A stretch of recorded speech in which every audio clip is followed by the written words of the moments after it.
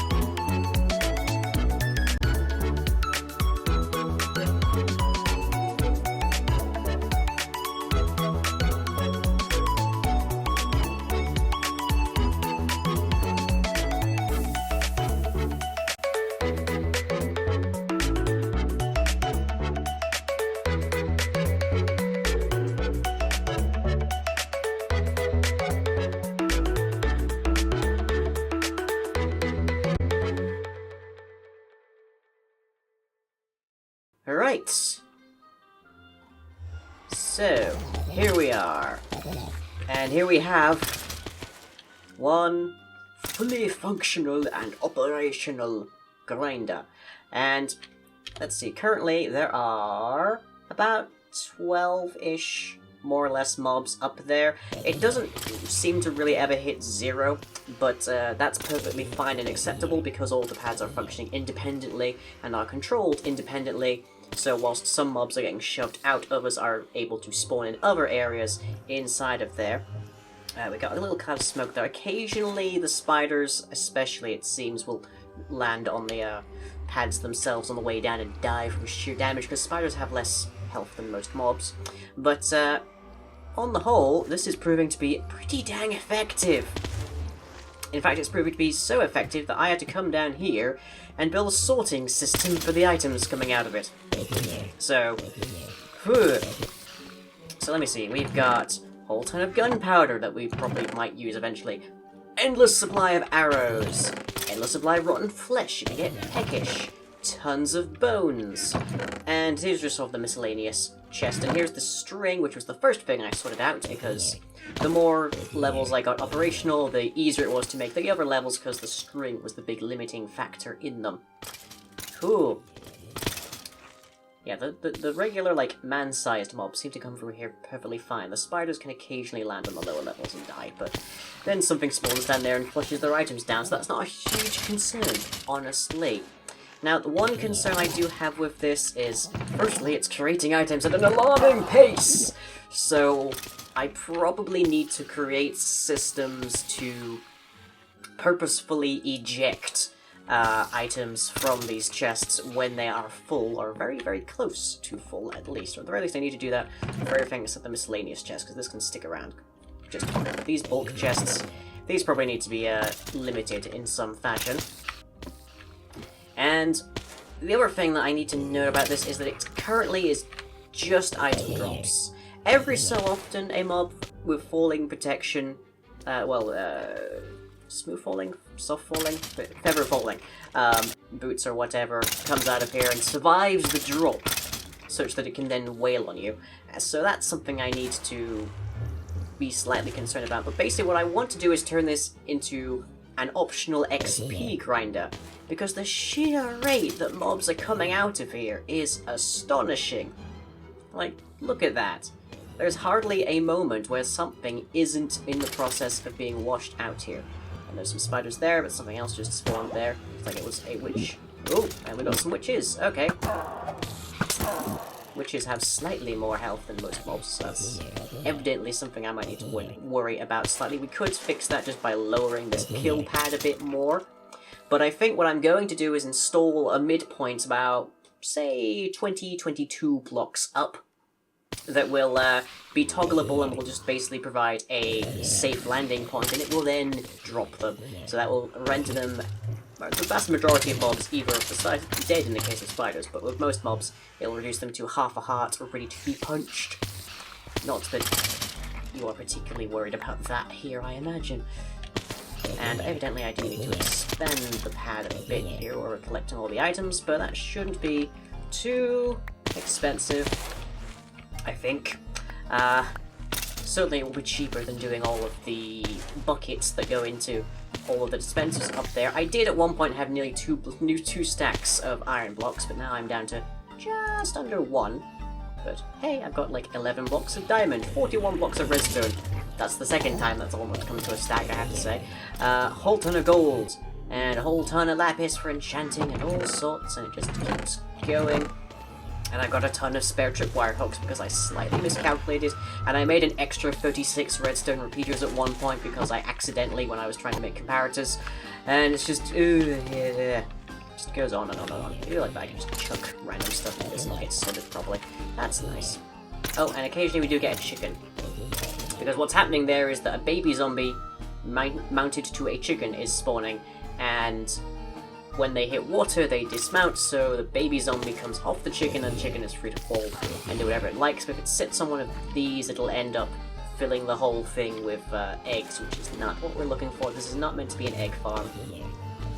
But this is so effective. I haven't had it at full blast when anybody else has been online, but I think 33 entities. Oh boy. Oh yep, there they go. A lot of spiders by the looks of it. Ooh. Yep.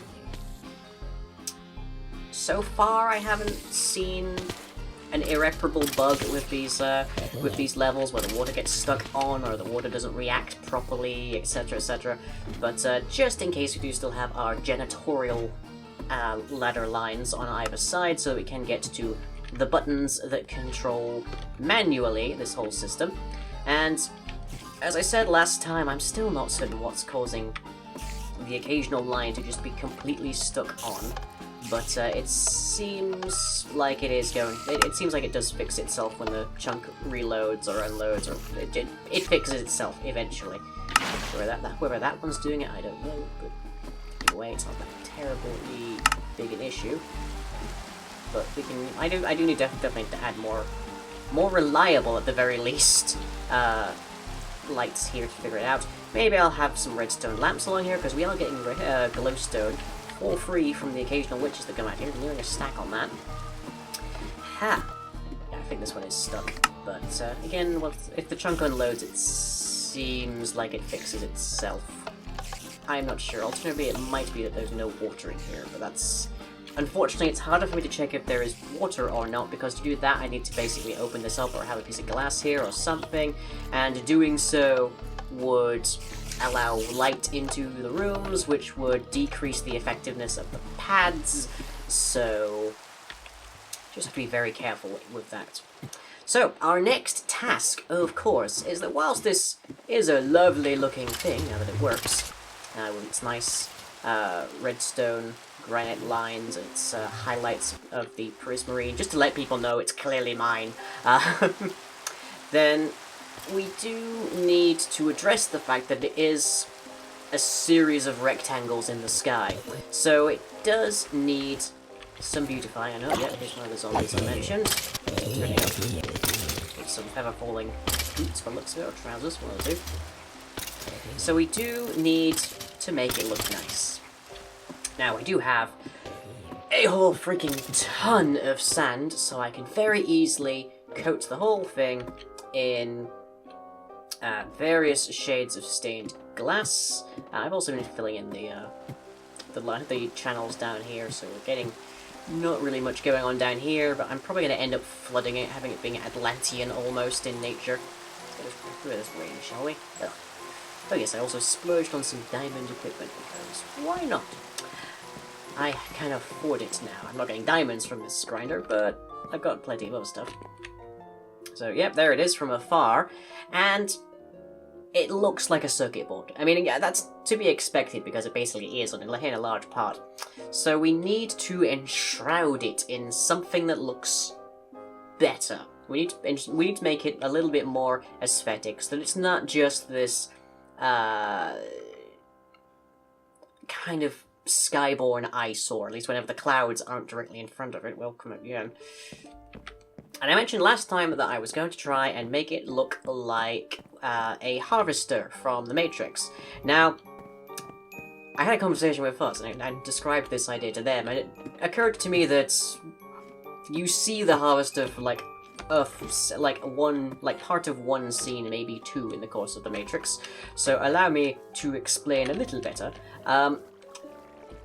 In the lore of The Matrix, humans are grown now rather than being born, so they have whole fields of just babies, basically, being grown. And in order for those babies to go on to power the Matrix, they actually have to have huge machines that come along and basically harvest the humans.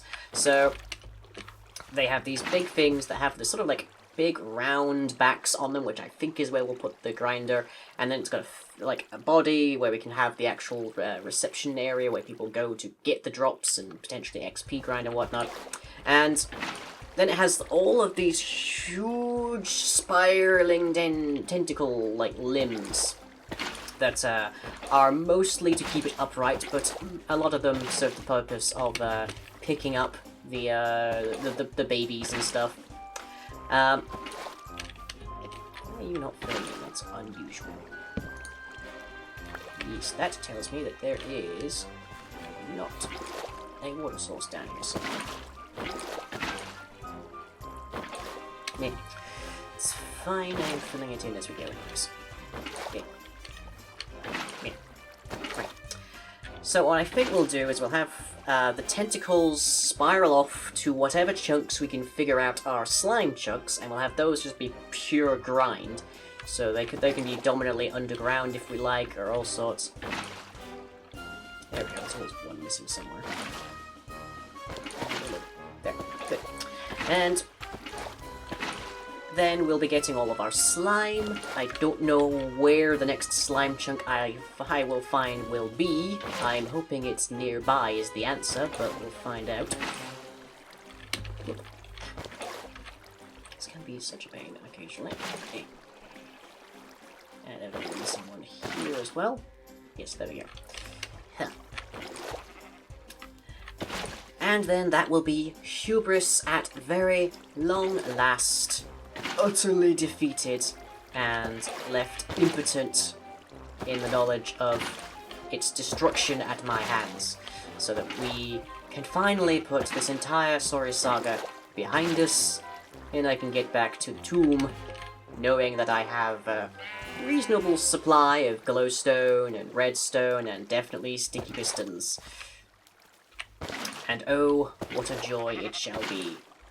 Because I like the tomb, and I haven't been home in so long. Or at least I haven't been home for more than grabbing resources that we had in storage for so long. Phew. So, yes, that is a block that is just randomly there. Okay. Is it? Oh, I'm seeing... Ah, I see. I'm just seeing the the air block there that's caused by the sign. Don't worry, sheep, I got you. Or I hope I've got you. It helps if you continue swimming, you know? Really? Really? Apparently. Okay, well, we're just gonna kind of water shepherd this sheep into place here. So that hopefully they'll go back to the right spot. And eventually upwards.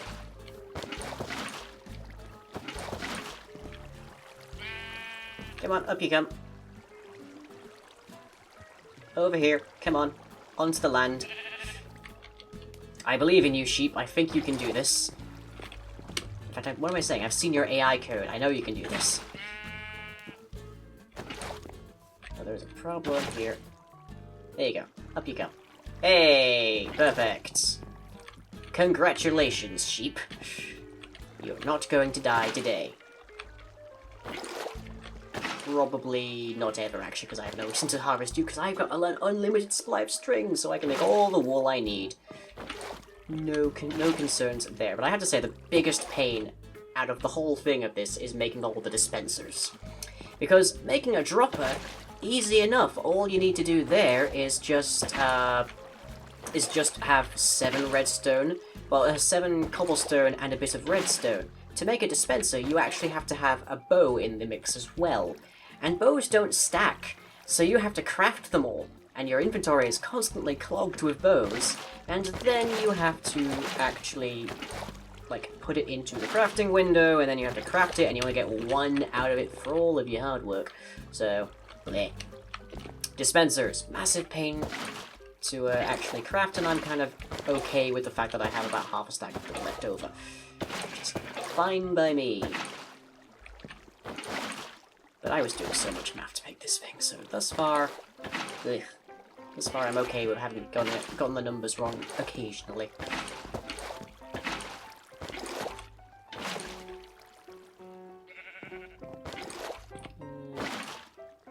Nope. There. Nope. There. There we go. Gotcha. Right.